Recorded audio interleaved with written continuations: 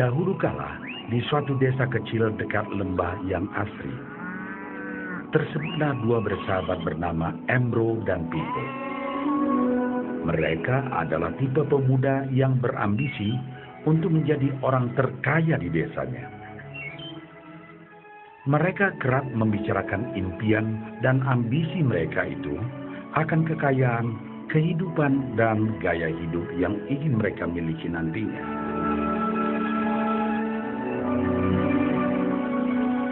Mereka tidak takut untuk bekerja keras, hanya saja mereka masih belum mendapatkan kesempatan untuk dapat mewujudkan cita-cita mereka.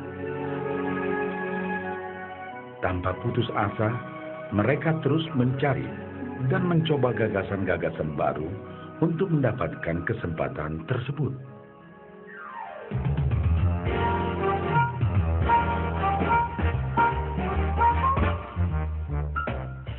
Hingga suatu hari, kesempatan itu pun datang. Desa mereka membutuhkan lebih banyak air. Oleh karena itu, kepala desa mempekerjakan Embro dan Pipo untuk mengambil air dari mata air di gunung untuk dibawa ke tempat penampungan di desa. Mereka akan dibayar sesuai dengan banyaknya air yang dapat mereka bawa. Maka mereka berdua pun menyambut dengan baik kesempatan ini. Embro dan Pipo pun segera melaksanakan pekerjaan tersebut dengan bersemangat.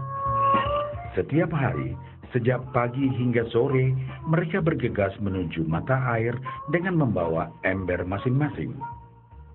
Mereka bekerja keras untuk membawa air sebanyak mungkin ke tempat penampungan air di desa.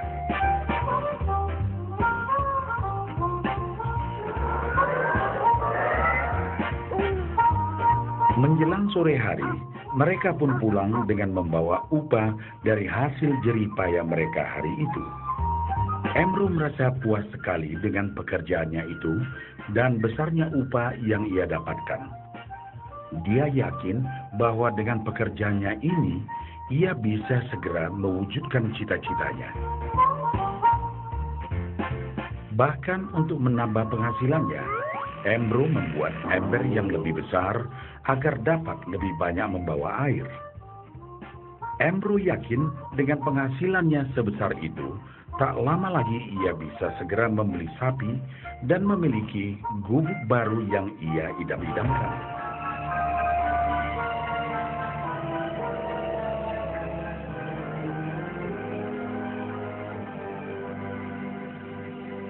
Lain halnya dengan Pipo.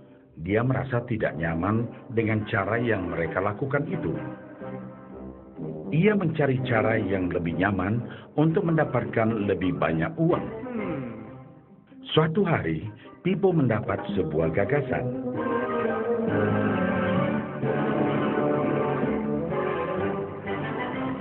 Ia berniat membangun sebuah saluran pipa yang akan mengalirkan air dari mata air langsung ke tempat penampungan air di desa. Dengan saluran pipa tersebut, ia akan mendapat lebih banyak air tanpa perlu lagi membawa ember ke mata air. Ia sangat antusias dengan gagasannya ini.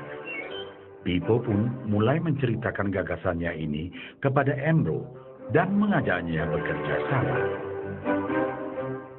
Tetapi Embro tidak sependapat. Ia bahkan mentertawakan gagasan Pipo tersebut karena merasa dirinya mampu mendapatkan lebih banyak uang.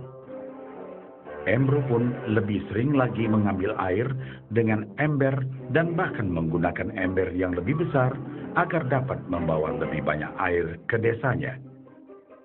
Dengan cara ini, Embro yakin penghasilannya akan meningkat.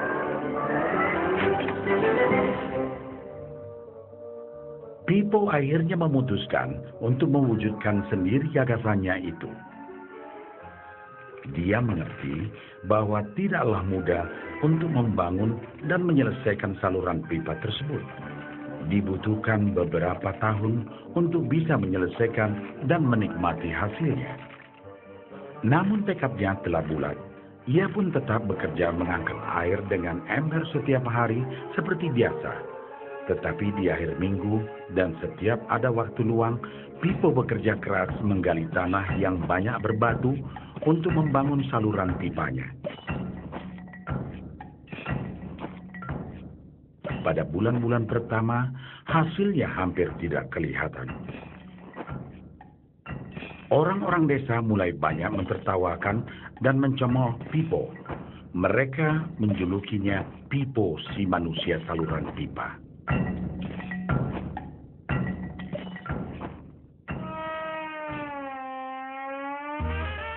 Sementara itu, penghasilan Embro telah meningkat 2 kali lipat.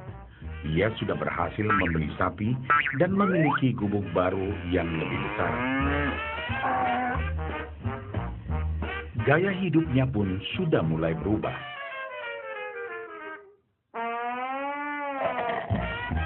Ia sering menghabiskan waktu sepulang kerja di bar, menikmati hasil jerih payahnya mengangkat ember. Namun, tanpa disadari, badan Embro kini mulai jadi bungkuk karena begitu beratnya ia harus mengangkat ember besar setiap hari. Raut mukanya pun terlihat kelelahan.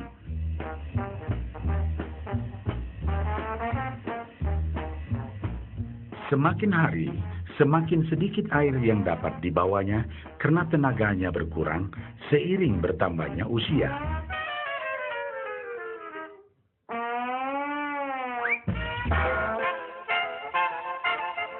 Bulan berganti bulan, tahun berganti tahun. Dan akhirnya, Pipo berhasil menyelesaikan saluran pipanya.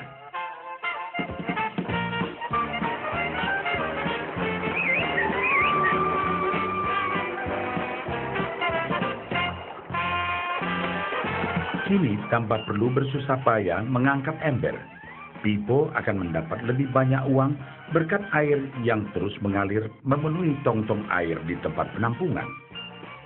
Air terus mengalir tanpa henti, bahkan saat ia tidur, makan, ataupun saat pergi berlibur. Pipo pun puas dan bangga. Berkat tekad dan kerja keras, kini penghasilannya pun mengalir tiada henti, seiring aliran air di saluran pipanya.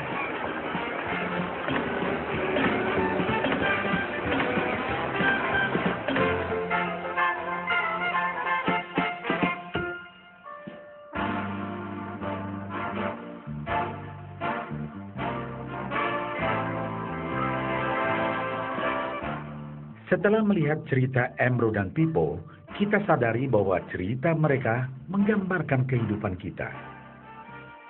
Pekerjaan yang dilakukan mereka melambangkan apa yang dilakukan kebanyakan orang dalam mendapatkan penghasilan. Embro mendapatkan penghasilannya dengan cara menggunakan ember. Ia harus pulang pergi mengisi embernya dari mata air ke desa untuk ditukarkan dengan uang. Untuk meningkatkan penghasilan, yang dilakukan Embro adalah dengan cara lebih rajin pergi ke mata air dan juga memperbesar ukuran embernya. Dalam kehidupan yang nyata, sangatlah normal kalau kita ingin meningkatkan penghasilan, kita harus bekerja lebih keras. Misalnya, dengan bekerja lembur atau mungkin mendapatkan pekerjaan tambahan. Kita juga dapat memperbesar ember kita, yaitu dengan menerima posisi pekerjaan yang lebih tinggi. Sebagian besar dari kita menukarkan waktu kita untuk mendapatkan uang. Seperti juga Embro, kita pun memiliki waktu yang terbatas untuk dibarterkan menjadi uang. Dan kita tahu, setiap orang hanya memiliki 24 jam per hari. Dan tidaklah mungkin kalau kita membarterkan seluruh waktu kita untuk bekerja.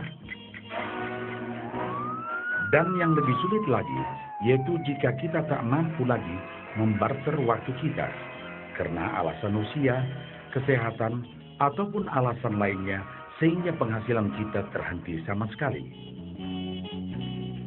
Tetapi coba perhatikan apa yang dilakukan Pipo. Secara bijaksana, Pipo tidak membarterkan seluruh waktunya hanya untuk mendapatkan penghasilan yang terbatas. Tetapi dia menggunakan sebagian waktu yang dimilikinya untuk membangun saluran pipa, karena dia tahu bahwa saluran pipa ini akan mendatangkan penghasilan yang berkesinambungan tanpa dia harus membarterkan seluruh waktunya. Dia tahu bahwa suatu hari nanti, mungkin karena alasan usia atau kesehatan, dia akan tidak dapat lagi membarterkan waktunya dengan uang. Sedangkan bila ia mampu mewujudkan gagasan saluran pipanya itu, dia hanya perlu bekerja keras sekali saja untuk membangun saluran pipa. Setelah saluran pipa selesai, maka penghasilan akan terus mengalir bagi Pipo. Pipo telah menunjukkan kepada kita bahwa untuk mendapatkan penghasilan, kita tidak selalu harus dengan cara barter waktu dengan uang. Ada cara lain yang lebih baik. Bagaimana dengan Anda?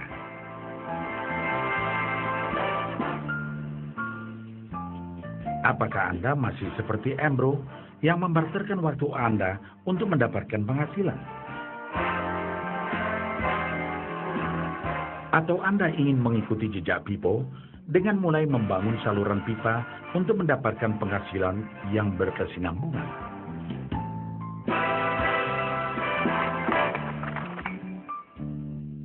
Jika Anda tertarik dengan gagasan saluran pipa, hubungi orang yang meminjamkan VCD ini, agar Anda dapat segera mulai membangun saluran pipa penghasilan Anda saat ini juga.